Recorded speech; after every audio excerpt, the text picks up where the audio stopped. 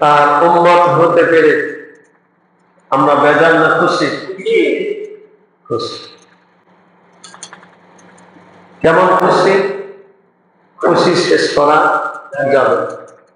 অন্যান্য কিছু কিছু নবীও আমার আপনার উম্মত হওয়ার জন্য আল্লাহ রাব্বুল আলামিনের কাছে আরজ করেছিলেন, দরখাস্ত করেছিলেন যে মালিক, রব, মুনিব, তুমি আমাকে নবী না করে শেষ জামানার উম্মত যদি করতে আমি খুশি হতাম। জোরে বলে সুবহানাল্লাহ। দেখেন, নবী হয়েও আফসোস করেছে আর এক নবীর রাসূলের কি হওয়ার জন্য? উম্মত। কিয়ামতের দিন মুসিবতের সময় আল্লাহ রাব্বুল আলামিন জাহান্নাম জান্নাত নির্ধারিত করে রেখে দিয়েছেন। এই জান্নাতে সর্বপ্রথম নবী রাসূলদের মধ্যে কে প্রবেশ করবে বলেন তো দেখি? আমার আপনার নবী হযরত মুহাম্মদ রাসূলুল্লাহ সাল্লাল্লাহু আলাইহি ওয়াসাল্লাম। সুবহানাল্লাহ। উম্মতদের মধ্যে আদম আলাইহিস সালাতু সালাম থেকে শুরু করে আমার আপনার নবী হযরত মুহাম্মদ রাসূলুল্লাহ সাল্লাল্লাহু আলাইহি ওয়াসাল্লামের পর্যন্ত তার যত উম্মত আছে এই সমস্ত নবীদের, এই নবীর উম্মতদের মধ্যে সর্বপ্রথম কোন নবীর উম্মত আগে জান্নাতে প্রবেশ করবে বলেন?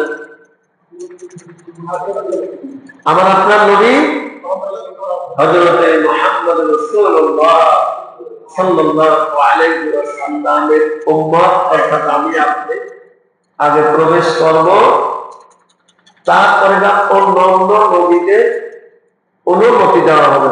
জোরে বলি সুবহানাল্লাহ। তাহলে আমাদের যে নবী রাসূল, তার ইজ্জত, মান, সম্মান, দাম কত? অনেক। এর গুণে মাঠে শেষ করা যাবে না। তদরূপ তার উম্মতদেরও একই অবস্থা।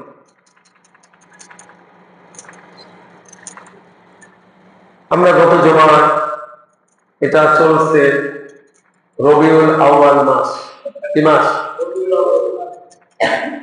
এই মাসে আমার আপনার নবী হযরত মুহাম্মদ রাসূলুল্লাহ সাল্লাল্লাহু আলাইহি ওয়াসাল্লাম এই দুনিয়ার বুকে আসছিলেন। আবার এই মাসে আবার আল্লাহর ডাকে সাড়া দিয়ে চলে গেছে। এ প্রসঙ্গে গত জুমায় মুক্তসার কিছু বলেছিলাম।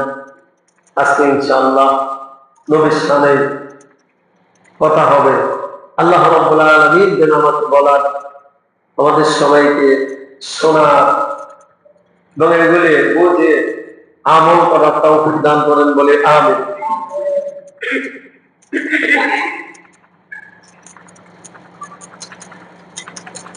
রাসূল কারীম সাল্লাল্লাহু আলাইহি ওয়াসাল্লাম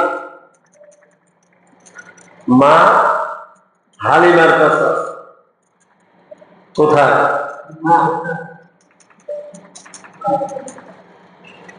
গত জুমায় বলছিলাম, খেয়াল আছে কিনা, তার দুধ ভাইয়ের সঙ্গে মাঠে যায়। কিন্তু সবাই খেলাধুলা করে, আমরা আপনার নবী কি করে না? খেলাধুলা করে না। মনটা ভার করে, মনটা বেজার করে বসে থাকে, আর কি যেন চিন্তা ভাবনা করে, গবেষণা করে। মানুষ যে সময় কোনো কিছু করতে চায় অথবা কিছু আবিষ্কার করতে চায়, সেই সময় কিন্তু অনেক গভীর চিন্তা ভাবনা করে, ঠিক কিনা? অনেক চিন্তা ভাবনা করে, তারপরে ওই কাজটা করে। এরকম চিন্তা ভাবনা গবেষণা করতেছেন মধ্যে কয়েকজন ফেরেশতা আল্লাহ রাসূলকে মাঠের মধ্যে শোয়ে বুক ফেলে দিলেন। কি করলেন? এটা তার দুই ভাই আব্দুল্লাহ দেখে ছুটে দৌড় করে আস্তে আস্তে কাজ শেষ, কাজ শেষ। এখনো ধুলা বালি পিঠে লেগে আছে, ভয় পেয়ে গেছে। যেমন লোক তো আর দেখিনি আমি জীবনে কোনোদিন। দেখছে, দেখেন এত সুন্দর চেহারা, নুরানি চেহারা, মার কাছে চলে গেছে। আমার আপনার নবী নিয়ে হালিমার কাছে চলে গেছে, যে সব ঘটনাগুলি বিস্তারিত বললেন। তাই কথা, কোন সময় কি ঘটে যায়, কি হয়ে যায়, যাই দেখি জ্যোতিষের কাছে নিয়ে যায়। সেই যুগে সেই সময় আবার জ্যোতিষের খুব প্রভাব ছিল। জ্যোতিষের কাছে নিয়ে গেলে ওরা যা বলতো মানুষ এইটাই বিশ্বাস করত, সঠিক বলুক অথবা অন্য অন্য মানুষ এরকম বিশ্বাস করত। নিয়ে গেছে, নেওয়ার পরে জ্যোতিষ দেখে তাদের কিতাবে যে পেয়েছিল সে জামানার নবীর চেহারা এমন হবে, ভরু এমন হবে, মাথা চুল এমন হবে, সে লম্বা হবে, খাটো হবে না, ভেটে হবে, সবকিছু অবিকল মিলে যাচ্ছে। এই সময় জ্যোতিষ বলতেছে, কে কোথায় আছো তোমরা, এই ছেলেকে তাড়াতাড়ি হত্যা করো বলে নাউযুবিল্লাহ। এই শিশু বাচ্চাকে যদি তোমরা হত্যা না করো তাহলে তোমাদের বাপদাদার 14 পুরুষের ধর্ম সব বিলুপ্ত করে দিবে বলে নাউযুবিল্লাহ। কি করে দিবে? বিলুপ্ত অর্থাৎ বাদ করে দিবে। এটা সে মানবে না, শুধু সেই মানবে না তা নয়, তার কাছে মানুষ যাবে, যাওয়ার পরে তারাও মানবে না। এই মুহাম্মাদুর রাসূলুল্লাহ সাল্লাল্লাহু আলাইহি ওয়াসাল্লাম অর্থাৎ এই পালক যা বলে মানুষ তাই শুনবে। জোরে বলে সুবহানাল্লাহ। তা বলে তাই শুনবে। জ্যোতিষ বলতেছে মাথা ঠিক নাই, জোরে বলে সুবহানাল্লাহ। তোমার কি নাই? মাথা ঠিক নাই, তোমার চিকিৎসা করানো লাগবে। আগেকার যুগে তো বৌদ্ধ ছিল নাকি, কবিরাজ ছিল, তোমাকে বৌদ্ধের কাছে নেওয়া লাগবে, কবিরাজের কাছে নিতে হবে, ট্রিটমেন্ট করতে হবে, তোমার মাথা ঠিক নাই। আল্লাহ, এত সুন্দর একটা ছেলে আর তুমি কি আবল তাবল বলতেছ?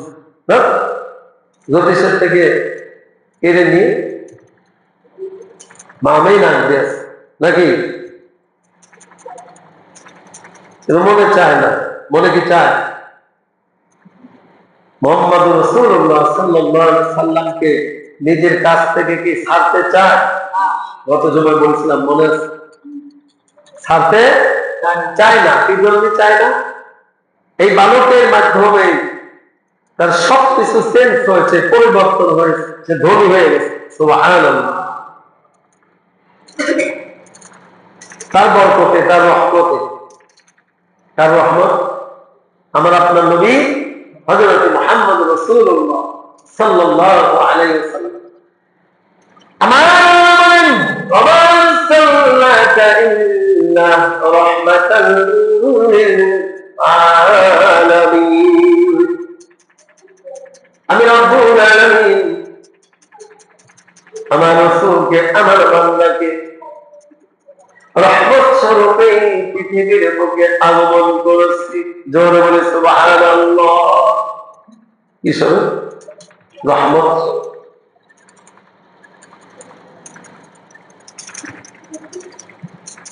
মা মিনার কাছে আছে, এর আগে তো একবার নিয়ে আসছিল, পরে তো বাহানা করে তো নিয়ে গেছিল, পরে এইবার কি দিয়ে গেল। কোন সময় কি দুর্ঘটনা ঘটে যায়, কৈফিয়ত দিতে পারবো না।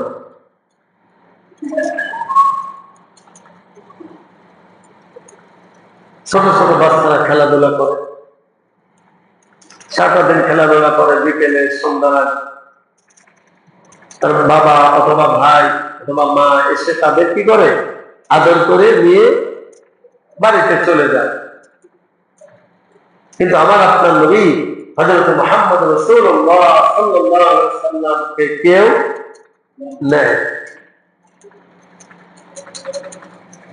সন্ধ্যায় ঘুরে এমন অবস্থায় প্রত্যেক ছেলেদের বাবা এসে সে আদর করে মুখে চুমা দিয়ে নিয়ে চলে যায়। একদিন, 2 দিন, 3 দিন এরকম চলে যায়। আমার আপনারা নবী হযরত মুহাম্মদুর রাসূলুল্লাহ সাল্লাল্লাহু আলাইহি ওয়াসাল্লাম মন বেজার হয়ে বসে, মন বেজার, সবাই যার যার মতো চলে গেছে বাড়িতে। আসে সন্ধ্যায় আমার রাসূলের মা আমিনা এক পা দুপা করে হাঁটতে হাঁটতে গিয়েছে। রে বাবা, তুমি মন বেজার করে বসে আছো কেন? সব বাচ্চারা তোর বাড়িতে চলে গিয়েছে, তুমি এখন এখানে কেন? ও মা, তোমাকে আমি একটি প্রশ্ন করব। অন্যান্য বাচ্চাদের বাবা এসে কত সুন্দর আদর করে করে নাম ধরে ডেকে ডেকে কোলে করে বাড়িতে নিয়ে চলে যায়, আমার কি বাবা নাই? আমার কি বাবা নাই? বাচ্চা কি বুঝতে রে? অবুঝ। হ্যাঁ, তোমারও বাবা আছে, চলো বাড়িতে যাই। তাহলে কোথায় বলো আমাকে? আছে বাবা, অনেক দূরে আছে তোমার বাবা, এখন চলো বাড়িতে যাই। বাড়িতে যাওয়ার পরে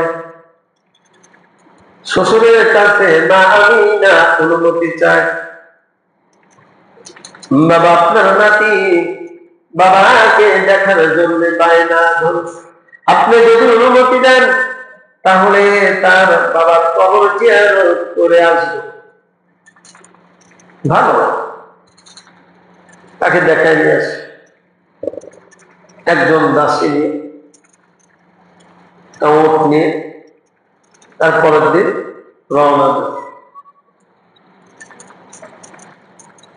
বাবার কবর পাশে যে মা বলে, বাবা এখানেই তোমার বাবা শুয়ে আছে,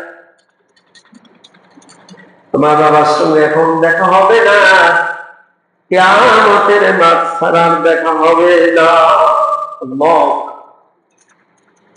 কিতাবের মধ্যে আমার আপনার নবী হযরত মুহাম্মদ রাসূলুল্লাহ সাল্লাল্লাহু আলাইহি ওয়াসাল্লাম হৃদয় বিদারক অবস্থায় কেন্দে কেন্দে বলো, বাবা তুমি কি আমাকে আদর করবে না?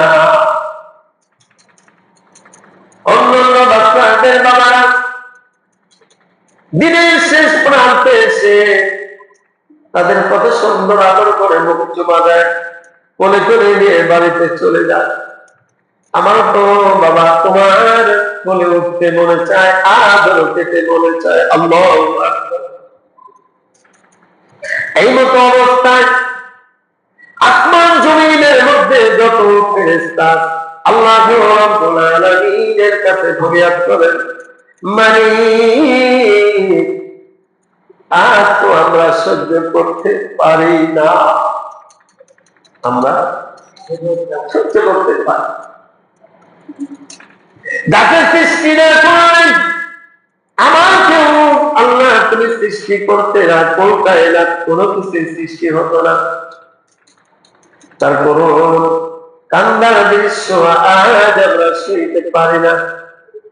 কিতাবের মধ্যে আছে এমন অবস্থায় আল্লাহ রাব্বুল আলামিন কবরটা ভাগ করে দিয়েছে। জোরে বলি সুবহানাল্লাহ। তো ভাগ করে আল্লাহ রাসূল ওখানে সাক্ষাৎ হলেন যে বাবা যাও, কিয়ামতের দিন মুসিবতের দিন ছাড়া এর আগে তোমার সঙ্গে সাক্ষাৎ হবে না। এবং আল্লাহ রাব্বুল আলামিন পরে ফয়সালা দিয়ে জান্নাতে দিবে, সেই সময় দেখা হবে। আল্লাহু আকবার। কবর জিয়ারত করে মা দাসী আমার আপনার রাসূল চলে আসে, বাড়িতে আসে।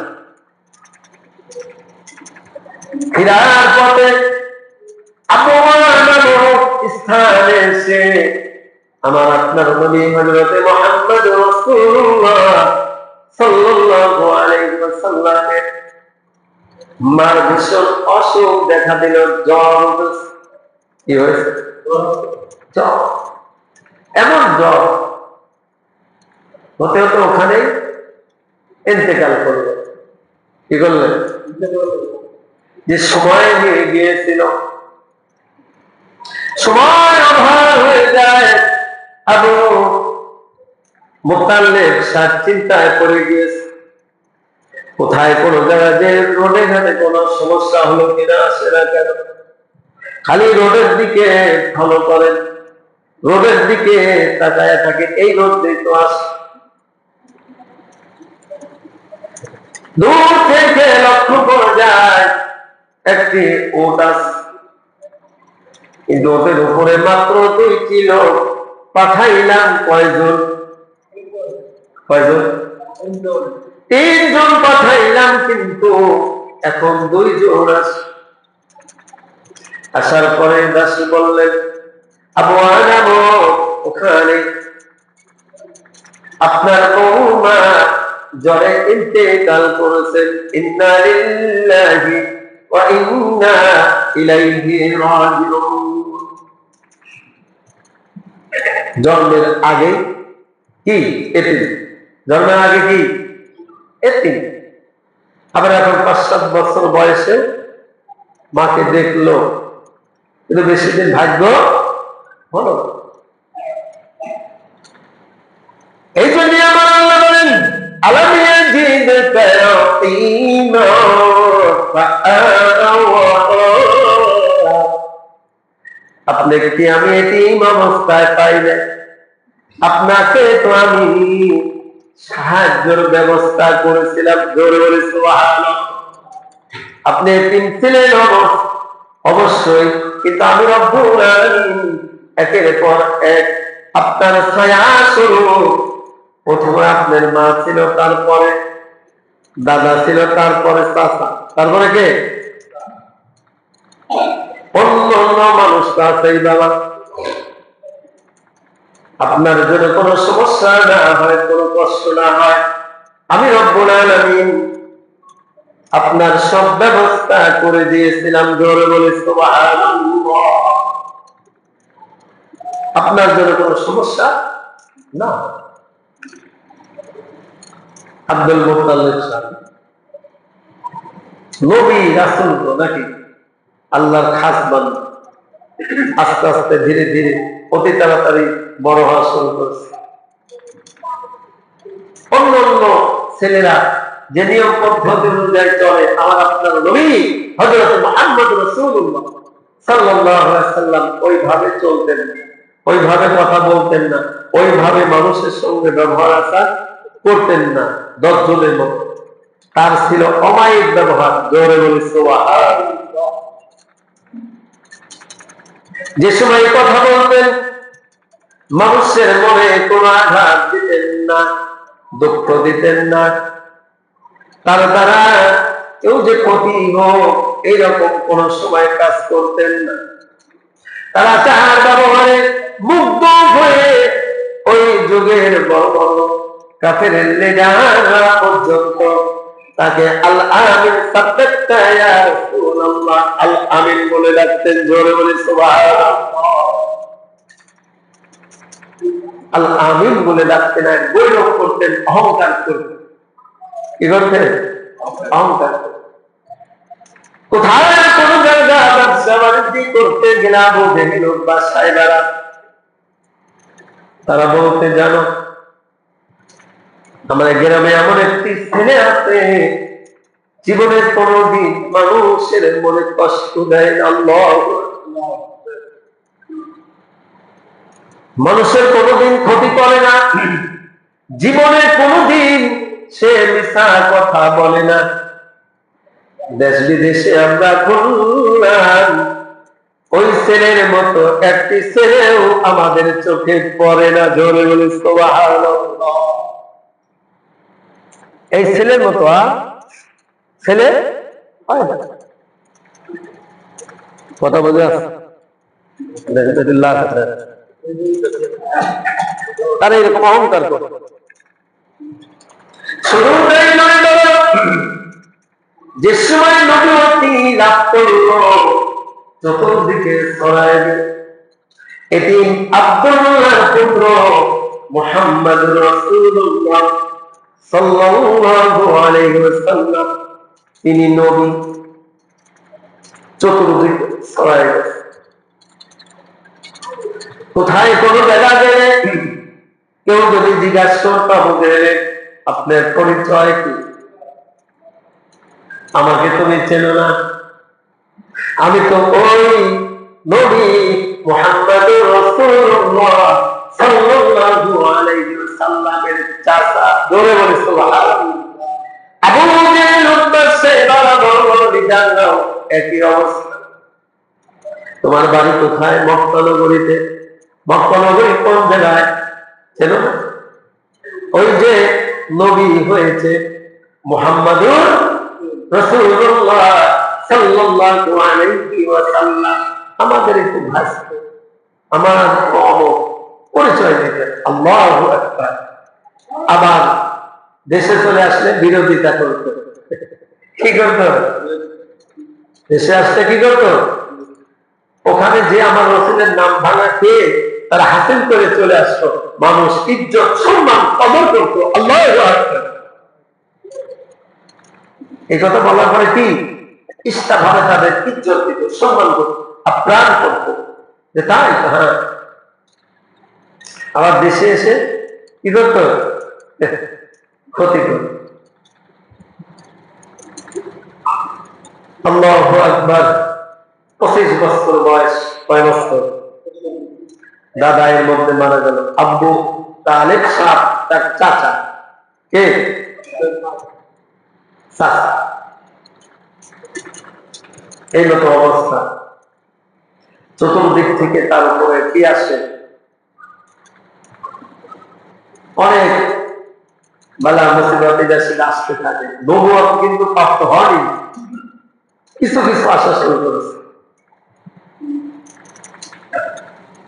25 বছর বয়স, এই মতো অবস্থা। চতুর্দিকে তার নাম সুনাম ছড়ায় গেছে। আমরা আপনার নবী হযরত মুহাম্মদ রাসূলুল্লাহ সাল্লাল্লাহু আলাইহি ওয়াসাল্লামের প্রথম স্ত্রীর নাম কি ছিল? বলেন। খাদিজাতুল কুবরা। তার বয়স ছিল কত? 10, 20, 30, 40। শুধু 40 ছিল না, আরো এর আগে 2টা স্বামী ছিল। কি ছিল? আরো 2টা স্বামী ছিল। মারা যাক অথবা ডিভোর্স একটা হয়েছে নাকি? এই খাদিজা অনেক সম্পদ, মহিলাদের মধ্যে মক্কা মদিনার মধ্যে সবচেয়ে বেশি সম্পদ। যাকে বোঝায় দেয় ম্যানেজার সাপ বানায়, সেই ম্যানেজারে খায় যায়। কি করে? তার তো সে গোছালিয়ে যায়, ব্যবসা ধস নামায় দেয়। একটা সৎ লোক করছে। কি লোক? সৎ লোক। সবার মুখে খালি আমার আপনার নবী হযরত মুহাম্মদ রাসূলুল্লাহ সাল্লাল্লাহু আলাইহি ওয়াসাল্লামের কথাই মানুষ বলে। তাই ঠিক আছে, তাকে সংবাদ দেওয়া হোক, আমার তুমি ব্যবসা যদি বোঝায় নাও তাহলে তোমাকে আমি দিতে পারি। তোমার সুখ্যাতি আমি অনেক শুনেছি, মানুষের মতো অনেক শুনেছি। তোমার মতো ছেলেরই আমার প্রয়োজন দরকার, আমার ব্যবসা। আমি কোনো কথা বলতে পারবো না। আবু তালা কি আছে, তার সঙ্গে পরামর্শ করে পরামর্শ করাটা কি সুন্নাত, পরামর্শ করাটা কি সুন্নাত। সে যদি অনুমতি দেয় তাহলে আমি করবো ইনশাআল্লাহ। চাচার সঙ্গে আলাপ করেছে, চাচা বলেন এখন অভাবনাটনের দিন, দুর্ভিক্ষের দিন, ঠিক আছে তুমি যদি ওখানে হও কিছু আসলো আমাদের আরো ভালো হবে, ঠিক আছে তুমি করো। পরবর্তী ক্ষেত্রে ওখানে ম্যানেজারের চাকরি লেগে, কিসের চাকরি? বিশ্বাস করে মক্কা থেকে মালামাল নিয়ে তার মদিনায় নিয়ে গেছে। ওখানে সে মালামাল ধরেন 100 টাকা দিয়ে কিনেছে, ওখানে আলহামদুলিল্লাহ অনেক মুনাফা লাভ হয়েছে। আবার ওখান থেকে অন্য মালামাল নিয়ে আবার এখানে চলে আসে, এ মালেও অনেক লাভ হয়েছে। পাই টু পাই বোঝাই দিয়েছে, জোরে বলে সুবহানাল্লাহ। পাই টু পাই বোঝাই, অল্প দিনের মধ্যে ব্যবসার অনেক উন্নত হয়ে গেছে। তার চাল চলন কথাবার্তা দেখে 40 বছরের খাদিজা মুগ্ধ হয়ে গেছে। আল্লাহু আকবার। সে নিয়ত করেছিল আমি স্বামী আর গ্রহণ করব না।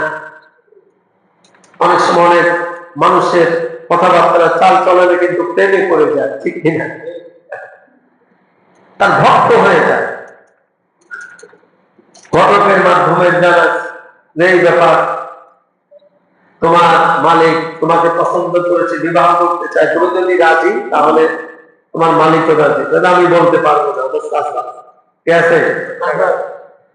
এখন অনেকেরই গার্জেনের দরকার হয় না, হয় অনেক আছে না, সবার কথা বলতেছি। কিছু কিছু মেয়েরও লাগে না, কিছু কিছু ছেলেরও লাগে না। গার্জেনদের সঙ্গে পরামর্শ করে এটা সুন্নাত। এটা কি সুন্নাত? তাহলে এর মধ্যে খায়ের বরকত হয়। আর গার্জেনের সঙ্গে পরামর্শ না করে বিয়ে খাওয়া করলে এই খায়ের বরকতটা হয় না, আল্লাহর গজব করে পড়ে। বলি নাউজুবিল্লাহ। পরে বিয়ে খাওয়া হয়েছে 40 বছর। কয় বছর? আমার রাসূলের বয়স 25। শুধু 40 বছর না, আরো এর আগেও 2টা কি ছিল, স্বামী ছিল।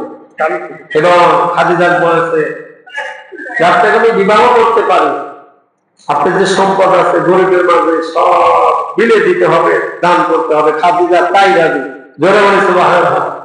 ধরুন আমার সম্পদ কি হবে, এর তারে আমি যথেষ্ট। আল্লাহু আকবার।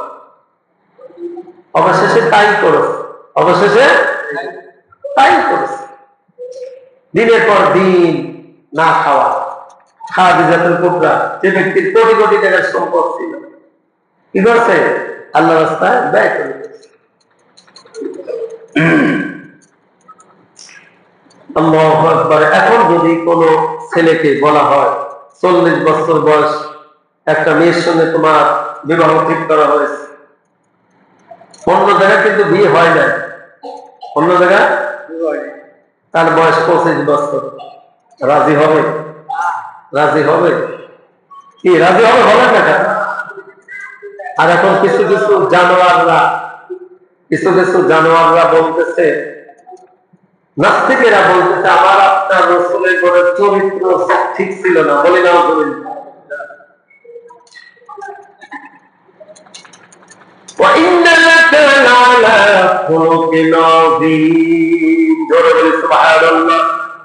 আমার রাসূলের কেমন চরিত্র ছিল পৃথিবীর কোন মানুষ সার্টিফিকেট দেন নাই। আল্লাহ রাব্বুল আলামিন সার্টিফিকেট দিয়েছেন যে রাসূলের মধ্যে সর্বোত্তম চরিত্র আছে। জোরে বলে সুবহানাল্লাহ। সার্টিফিকেট কে দিলেন? কোন নবী পৃথিবীর মুখে কোন বাচ্চাটাকে সার্টিফিকেট দেন না, কোন মানুষটাকে সার্টিফিকেট দেন নাই। স্বয়ং কুল কায়নাত যিনি সৃষ্টি করেছেন সেই আল্লাহু রাব্বুল আলামিন সার্টিফিকেট দিয়েছেন। যাদের মধ্যে কলঙ্কি থাকতে পারে, আল্লাহ রাসূলের চরিত্রের মধ্যে কোন কলঙ্ক নাই। জোরে বলে সুবহানাল্লাহ। ছিল? কেউ বলতে পারবে? পারবে না।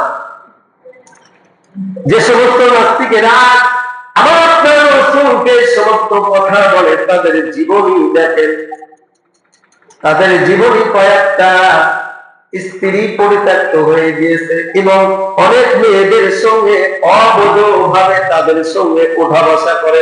জোরে বলি নাউযুবিল্লাহ। এই যে কিছুদিন আগে আমাদের দেশে নারী কমিশনের একটা গঠন করেছিল না, কি করেছিল? কথা বলেন না। তারা কি বলেছিল? আমার দেহ যাকে খুশি তাকে দেব। এটা কি আমার? তার। তুমি একটা বানাও তো দেখি, এমনি পারো? বানাতে পারবো? সে পারবে, যে বলেছিল সে পারবে। আর যারা এই সমস্ত কথা বলেছিল তাদের দিকে তাকালে কি করে মেয়ে মেয়ে মনে হতো? বলেন তো দেখি, মেয়ে মনে হয়? ইতরে কি তুমি চুল? আল্লাহ বলছে মেয়েদের চুল ছেড়ে দাও, আর পুরুষদের বলছে তোমরা চুল খাটো করো নাকি? দেখলে হিজলা হিজলা লাগে। তারা পাশ্চাত্য ইউরোপ কান্ট্রির মতো আমাদের বাংলাদেশকে করতে চায়। বলি নাউযুবিল্লাহ। যখন যা মনে চাবে তাই করব।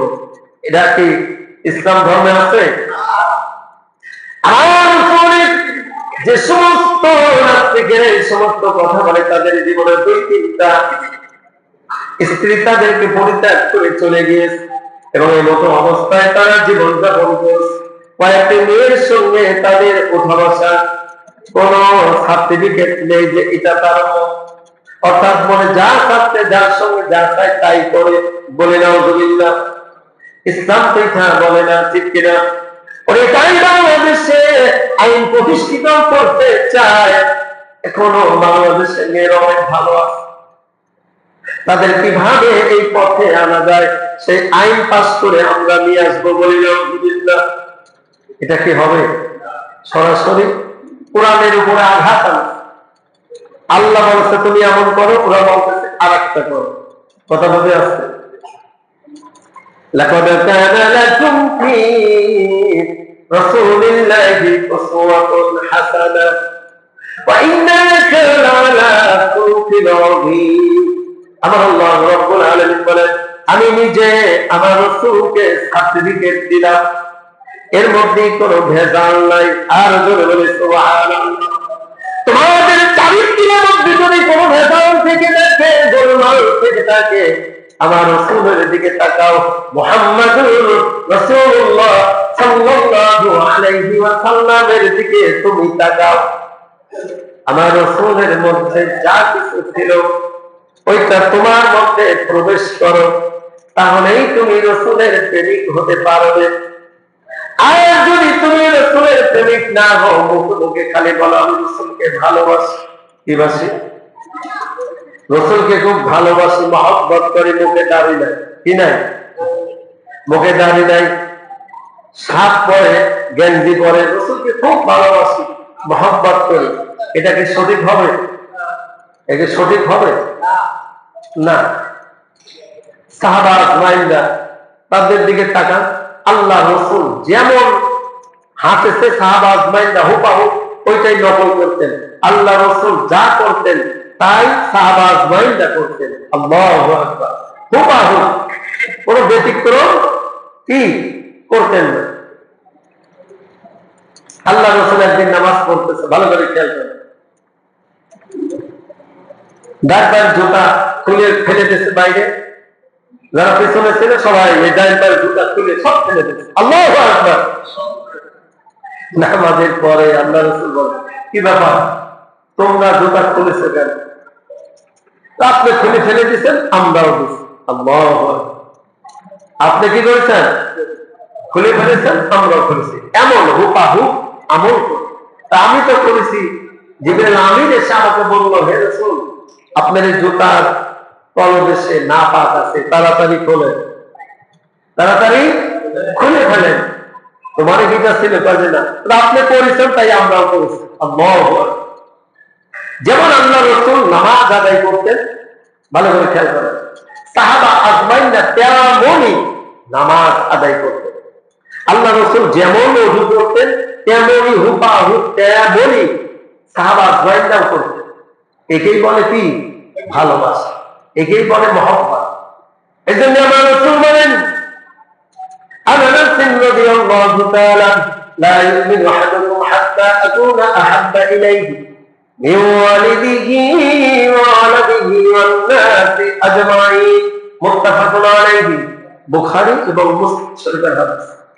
তোমরা অতক্ষণ পর্যন্ত আমার খাঁটি উম্মত হতে পারবে না যতদিন পর্যন্ত তোমার নিজের জান থেকে আমাকে ভালো না বাসবে, তোমার মা বাবার থেকে যতদিন বেশি আমাকে ভালো না বাসবে, তোমার বিবি বাচ্চা ছেলে সন্তান ধন ধরা অর্থাৎ পৃথিবীর বুকে কোন নেতা খেতার থেকে আমাকে যতদিন ভালো না বাসবে ততদিন তুমি আমার খাঁটি উম্মত হতে পারবে না। খাঁটি উম্মত যদি না হতে পারো, কিয়ামতের দিন সুপারিশ আমার পাইবা না। কথা বুঝে আছে?